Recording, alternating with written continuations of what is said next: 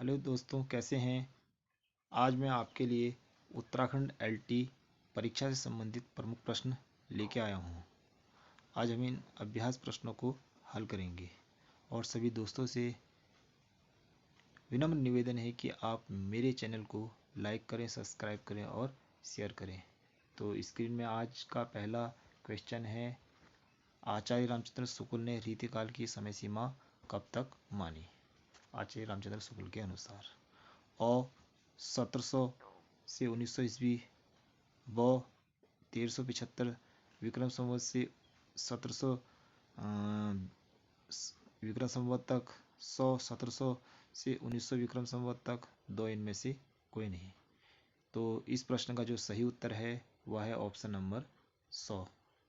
1900 विक्रम संवत 1700 विक्रम संवत से 1900 विक्रम संवत तक माना जाता है। किसके अनुसार? आचार्य रामचंद्र शुक्ल के अनुसार रीतिकाल। ये हमें विशेष ध्यान रखना है। यदि हम सन जाने तो सन है 1643 से 1843 तक माना जाता है। 1643 से 1843 तक, अर्थात 1700 में 57 अगर यदि हम घटा देंगे तो 1643 आएगा। 1900 में से 57 यदि घटा देंगे तो 1843 आएगा। तो सन 1643 से 1843 और विक्रम संवत 1700 से 1900 विक्रम संवत तक इस प्रश्न का उत्तर है। तो अगला प्रश्न है, आचार्य शुक्ल ने रीतिकाल का प्रवर्तक किसको माना, अर्थात रीतिकाल का निर्माण किसने किया था आचार्य रामचंद्र शुक्ल के अनुसार। तो ऑप्शन है अ मतीराम, ब केशव, स ग्वाल, दो चिंतामणि। तो हमारे पास चार ऑप्शन हैं। इन चारों ऑप्शनों में आचार्य रामचंद्र शुक्ल के अनुसार रीतिकाल का प्रवर्तक चिंतामणि ने किया था। ऑप्शन नंबर 2 हमारा सही उत्तर है। अगला प्रश्न है स्क्रीन पर, प्रश्न नंबर 3, छत्र प्रकाश किस कवि की कृति है। छत्र प्रकाश किस कवि की कृति है? अ पद्माकर, ब सेनापति, स लाल कवि, द ग्वाल। तो स्क्रीन में चार ऑप्शन हैं। तो हमारा जो सही उत्तर है छत्र प्रकाश किस कवि की कृति है वह ऑप्शन नंबर 100 लाल कवि की कृति है, अर्थात लाल कवि की क्या है? कृति है। इसके अलावा हम जो बाकी तीन ऑप्शन हैं इनके बारे में भी जानते हैं, इन्होंने कौन कौन सी रचना की है। तो जो सबसे पहला है पद्माकर की प्रमुख रचनाएं जगत विनोद, राम रसायन, गंगा लहरी, पदाभरण, प्रबोध 50 हैं। और सेनापति की जो प्रमुख रचनाएं हैं वह इस प्रकार हैं, शिव के भूषण, शिवराज भूषण, शिवा बावनी और कवित्त रत्नाकर, काव्यकल्प, ध्रुव सेनापति की प्रमुख रचनाएं हैं। इसी प्रकार जो ऑप्शन नंबर 2 है ग्वाल, ग्वाल की जो प्रमुख रचना है वह है हमीर हट, विजय विनोद, गोप पच्चीसी। ये ग्वाल की प्रमुख रचना है। तो इस प्रकार जो आज के प्रश्न का जो उत्तर है छत्र प्रकाश किस कवि की कृति है वह लाल कवि की है। तो हमने चारों के बारे में हमने जाना, चारों के बारे में हमने जाना। तो अगला प्रश्न है, जन्म ग्वालियर जानिए मथुरा बसी ससुराल, यह पंक्ति किस कवि की है। जन्म ग्वालियर जानिए मथुरा बसी ससुराल, यह पंक्ति किसकी है? तो यह पंक्ति है ऑप्शन नंबर बी बिहारी की है। किसकी है? बिहारी की है। हमारा इस प्रश्न का उत्तर सही है बिहारी। इस प्रकार हम अन्य ऑप्शन के बारे में भी जानते हैं। तो ऑप्शन में जो अ दिया है घनानंद, तो घनानंद की जो प्रमुख रचना है वह इस प्रकार हैं, सुजान सागर, सुजान संबोधन, रस केलीवल्ली, विरह लीला, कृपा कांड। इस प्रकार घनानंद की ये प्रमुख रचनाएं हैं। अगला है ऑप्शन में केशव, केशव की जो प्रमुख रचना है वह इस प्रकार हैं, विज्ञान गीत, रामचंद्रिका, जहांगीर जस चंद्रिका, छंदमाला, कवि प्रिया, नक्सिक प्रिया। इस प्रकार की जो रचना है वह केशव की हैं। फिर है बिहारी, तो जो इस प्रश्न का उत्तर है बिहारी ने केवल मात्र एक ही रचना की थी, उस रचना का नाम बिहारी सतसई है। और पद्माकर के बारे में हमने अभी जान लिया था। तो आज का जो इस प्रश्न का जो सही उत्तर है वह है ऑप्शन नंबर ब सही उत्तर है। तो आगे बढ़ते हैं हम। प्रश्न नंबर 5, व्यंग्यार्थ कौमुदी के रचनाकार का नाम क्या है?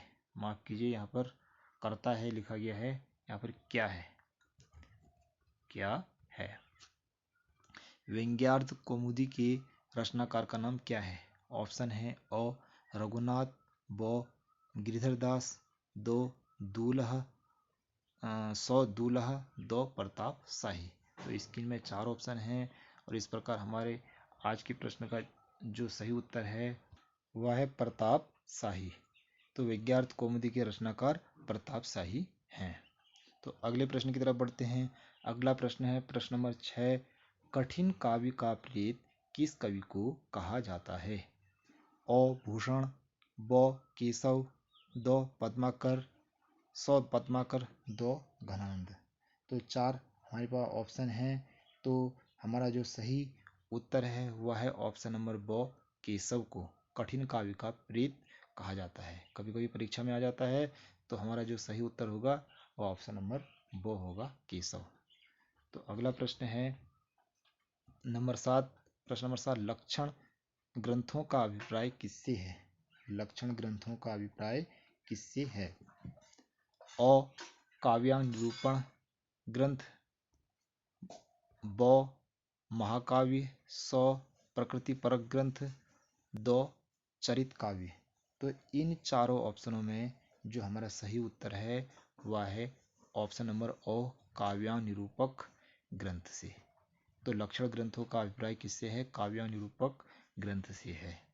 तो इस प्रश्न का सही उत्तर है। अगला प्रश्न है स्क्रीन में प्रश्न नंबर 8, किस कवि की संवाद योजना को सर्वश्रेष्ठ माना गया है? प्रश्न नंबर 8 है। तो ऑप्शन है अ केशव, ब लाल कवि, स मतीराम, दो तुलसीदास। संवाद योजना अर्थात संवाद योजना किस कवि की सर्वश्रेष्ठ है, सबसे अच्छी संवाद अच्छा है? तो इनमें इन चारों ऑप्शनों में जो सही उत्तर है वह है केशव। केशव जो कवि थे उनकी संवाद योजना क्या थी? बहुत ही सर्वश्रेष्ठ थी। अर्थात सभी कवियों में सबसे श्रेष्ठ माने जाते हैं कौन? केशव। तो स्क्रीन में अगला प्रश्न है प्रश्न नंबर 9, जहांगीर जस चंद्रिका के रचयिता कवि का नाम क्या है? प्रश्न है प्रश्न नंबर 9, जहांगीर जस चंद्रिका के रचयिता कवि का नाम क्या है? तो स्क्रीन में 4 ऑप्शन हैं। इन चारों ऑप्शनों में के आधार पर हमारा जो सही उत्तर है वो हमें बताना है। तो ऑप्शन है अ आलम, ब भूषण, स घनानंद, द केशव। तो इन चारों ऑप्शनों में जो हमारा सही उत्तर है वह है ऑप्शन नंबर 2 केशव। केशव की रचना जहांगीर जस चंद्रिका है। इस प्रकार अगला प्रश्न है प्रश्न नंबर 10, रीतिकाल में रचित अधिकांश काव्य इनमें से किस प्रकार का है? रीतिकाल में रचित अधिकांश काव्य इनमें से किस प्रकार का है? तो ऑप्शन है हमारे पास अ मुक्तक, ब कथा काव्य, स चंपू काव्य और स प्रबंध काव्य।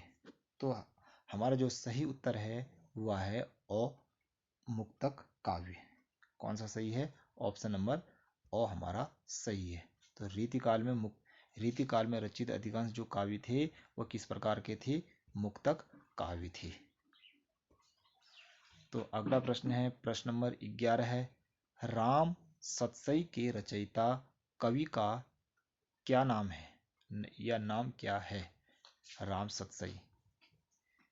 अ गिरिधर दास, ब जबल सिंह, स नवल सिंह, दो राम सहाय दास। तो हमें बताना है राम सतसई के रचयिता। राम सतसई एक रचना है, इसके रचयिता कौन है? हमारा जो सही उत्तर है वह है ऑप्शन नंबर 2 राम सहाय दास। राम सहाय दास ने इसकी रचना की थी। तो स्क्रीन में अगला प्रश्न है प्रश्न नंबर 12 है, अष्टायाम किसकी रचना है? अष्टायाम किसकी रचना है? अ देव, ब मतीराम, स ग्वाल, द बिहारी। तो हमारे पास 4 ऑप्शन हैं। इन चारों ऑप्शनों में जो हमारा सही हमारा जो उत्तर है वह है देव। अष्टयाम किसकी रचना है? देव की रचना है।